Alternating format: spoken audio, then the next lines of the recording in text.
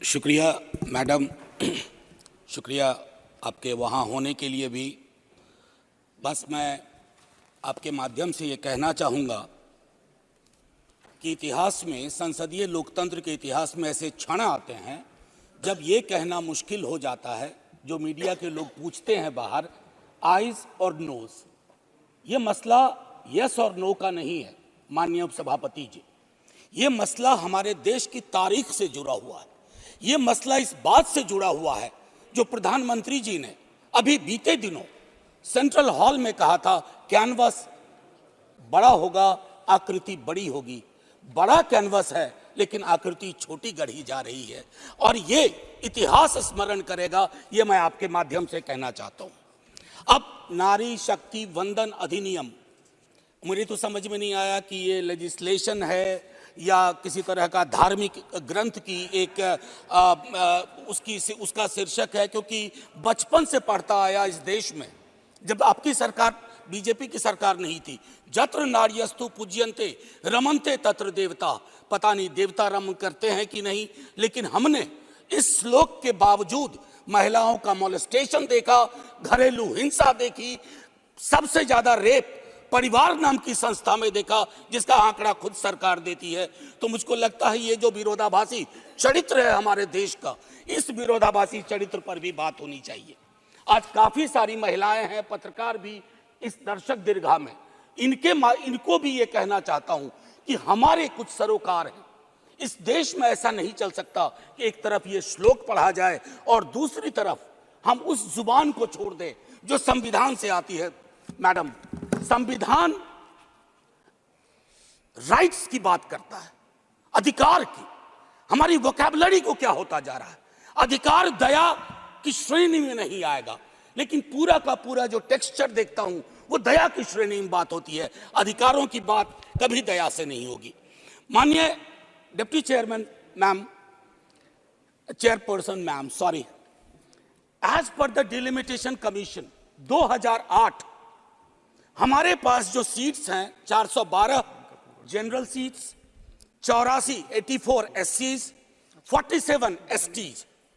अब हम क्या कर रहे हैं इस बिल के माध्यम से, 84 और 47 के अंदर 1/3 कर रहे हैं। क्या यह अन्याय नहीं है? एग्जिस्टिंग सीट्स में नहीं, जो 33% आ रहा है उसके अंदर, जिसका आंकड़ा अभी के हिसाब से 136 सीट बैठता है, उसमें एससी, एसटी और ओबीसी की व्यवस्था हो। क्योंकि देखिए, मैं आपके माध्यम से कहूं, हर महिला को बहुत मुश्किल से आगे बढ़ना पड़ता है, ये आप भी जानती हैं। और खास करके पिछड़े वर्गों की महिलाएं, अनुसूचित जाति जनजाति की महिलाएं, उनका डिप्रिवेशन और वल्नरेबिलिटी बाकियों से ज्यादा होती है। हैंड होल्डिंग करने के लिए कोई नहीं होता है, हैंड होल्डिंग करने के लिए कोई नहीं होता है।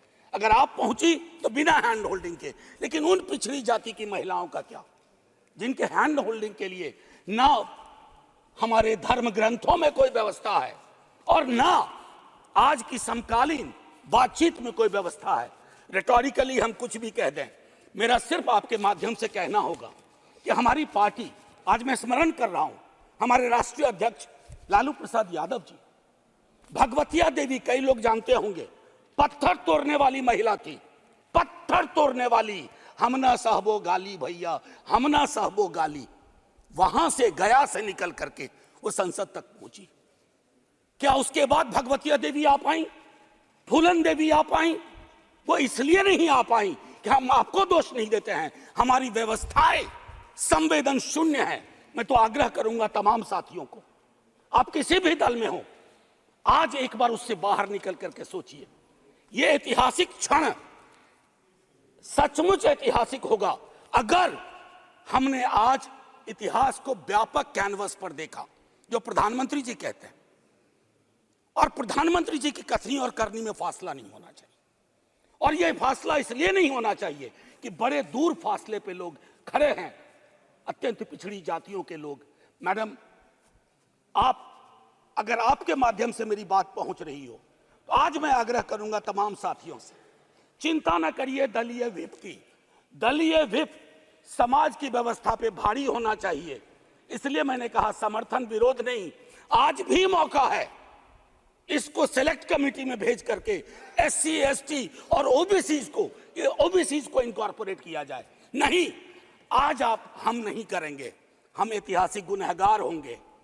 मैं यकीन के साथ कहता हूं, बाहर लोग वॉच कर रहे हैं, कहेंगे कि तुमने क्या किया। ये व्यवस्था ऐसे नहीं बदली जाती है। तो मैं आपसे आग्रह करूंगा आपके माध्यम से कि अपने दायरों से अलग होकर के आप जब ओबीसी की बात करते हैं तो ये रेटोरिक से आगे बढ़ना चाहिए, हमारी चिंताओं में आना चाहिए। ये नहीं होगा कि बाबा साहब भीमराव अंबेडकर को माला भी पहनाए और उनकी बात को आत्मसात न करें। ये जो फर्क हमारे इसमें आ रहा है, इससे कई तरह के विरोधाभास का जन्म हो रहा है। मैडम चेयरपर्सन, मैं आपको कहूं कि कोटा विद इन कोटा की जब हम बात करते हैं तो उसमें एक टर्म आता है जो एक अमेरिकन सिविल राइट एक्टिविस्ट ने 89 में दिया, इंटरसेक्शनैलिटी।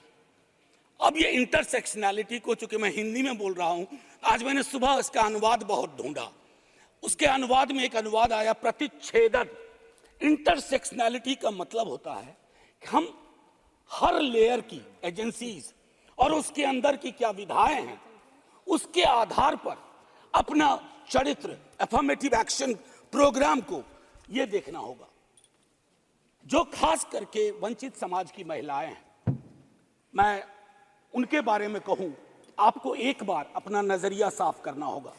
अगर चश्मा लगाती है सरकार, धूप का चश्मा नहीं, अगर सचमुच का चश्मा लगाती है तो उसके पावर बदलिए, उसको साफ करिए और ये तय करिए कि आज जब हम यहां से उठें तो एक कमिटमेंट दें ओबीसी वर्ग को। और ये मैं बार बार दोहरा रहा हूं कि 33% के को एग्जिस्टिंग में मत इनकॉर्पोरेट कीजिए, इट शुड बी सेपरेट।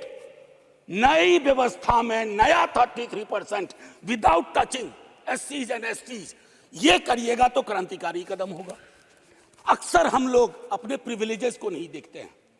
मेरा सरनेम एक प्रिविलेज है, नीरज भाई का सरनेम एक प्रिविलेज है। हमारे सरनेम ने हमें प्रिविलेज दिए हैं। उन सरनेम्स को देखिए जिनके पास ये प्रिविलेज नहीं है। नहीं, ऐसे ही मैं बहुत अच्छा किया। मैं ये कहना चाह रहा हूं मैम चेयरपर्सन, मैं ये कहना चाह रहा हूं कि प्रिविलेज का जो व्याकरण है वो खत्म ही नहीं हो रहा है। मैंने पहले भी सदन में कहा था कि इस देश में शायद there is nothing in name but everything is there in the surname. उनके संघर्ष, उनका जीवन कठिन लगातार होता जाता है। और एक ऐतिहासिक तथ्य बताऊं, 31 में बेगम शहनवाज और सरोजनी नायडू ने संविधान बनने से बहुत पूर्व इक्वल रिप्रेजेंटेशन की बात की थी। हम काहे को अटके पड़े हैं 33 पर? मेरी तो समझ में नहीं आ रहा कि 33 के साथ क्या रिश्ता है हमारा। ये 50 क्यों नहीं हो सकता? ये 55 क्यों नहीं हो सकता? आपका पूरा का पूरा वर्ग चरित्र बदल जाएगा। आप नहीं चाहते हैं कि भगवतिया देवी यहां आए? हमेशा एक खास सरनेम। मैं तो बार बार कह रहा हूं कि जो अलग अलग दलों में भी हैं, अगर वो पहुंचे हैं यहां तक अपने संघर्ष से, तो उनको आज ये आवश्यकता है, उनको ये भरोसा दिलाया जाए कि ऐसी कोई चीज आगे नहीं होगी, सबके लिए खुलेगा। आपकी ये जो नई पार्लियामेंट है हमारी, ये रंगीन ज्यादा होगी। इंद्रधनुष में कई रंग होते हैं। हम ये कौन सा बिल ला रहे हैं जिसमें ब्लैक एंड व्हाइट के बाद शेड्स ऑफ ग्रे भी नहीं है? अगर हमारा उद्देश्य डिपेंडिंग ऑफ डेमोक्रेसी है तो कदम उस दिशा में बढ़ाने होंगे। मैंने पहले भी कहा था कि 2010 में हमारा रिप्रेजेंटेशन देखिए, उसमें हमने SC, ST, OBC and minorities की बात की थी। और हम इसलिए नहीं कर रहे हैं, हम चाहते हैं कि वर्ग चरित्र बदले। संसद सचमुच में प्रतिनिधित्व की संस्था बने जिसमें सबके आकार हों, सबकी शक्लें हों। ये ना हो कि एक प्रभुत्व वर्ग का उस पर हमेशा उस पर छाप रहे। अब मैं कहूं कि अभी जातिगत जनगणना कल शाम के बाद, मैम चेयरपर्सन, अब मैं आपका अटेंशन चाहता हूं। कल शाम के बाद इस देश में लोकसभा में बिल पास हुआ, उससे ज्यादा इस बात की चर्चा हो रही है ओबीसी के साथ नाइंसाफी हुई। इस बात की चर्चा हो रही है कि जातिगत जनगणना पर क्यों ब्लॉक किया जा रहा। और मैं ये कह रहा हूं, हमारे सीएम नीतीश जी और तेजस्वी जी डिप्टी सीएम, उन्होंने जातिगत सर्वेक्षण कराया। 28 अगस्त को मेरे पास दोनों एफिडेविट है। पहले एफिडेविट कौन लेके गए? सरकार। तुषार मेहता खड़े होते हैं, सॉलिसिटर जनरल, ये कहते हैं कि state government can not do any activity like census और एक्टिविटी अकिन टू सेंसस। लेकिन शाम तक जब अप्रोर होता है, दूसरी एफिडेविट आती है, कहती है गलती से वो पैराग्राफ लग गया था। सरकारें ऐसी गलतियां नहीं करती हैं, ये मानस करवाता है, ये प्रेजुडिस माइंड करवाता है। मैम चेयरपर्सन, बस ज्यादा नहीं लूंगा। मैंने कई संशोधन दिए हैं मैडम चेयरपर्सन, मैंने कई संशोधन दिए हैं। उन संशोधनों पर भी सरकार विचार करे। हाथ जोड़ के कहता हूं, आपका कुछ भी नहीं बिगड़ेगा। हृदय विशाल रखना चाहिए। छोटे मन से, आप ही के बड़े नेता कह गए थे, छोटे मन से कोई बड़ा नहीं होता। कैनवास पे बड़ी लकीर खींचिए। और मैं आखिरी में एक बात कह के खत्म करूंगा कि गले मिलकर गला दबाने की कोशिश ना हो। मैम चेयरपर्सन, 1 मिनट, एक कविता लेके आया था, उसके पहले गले मिलकर गला ना दबाइए। और ये कविता पढ़ के खत्म करूंगा और जय हिंद बोल दूंगा।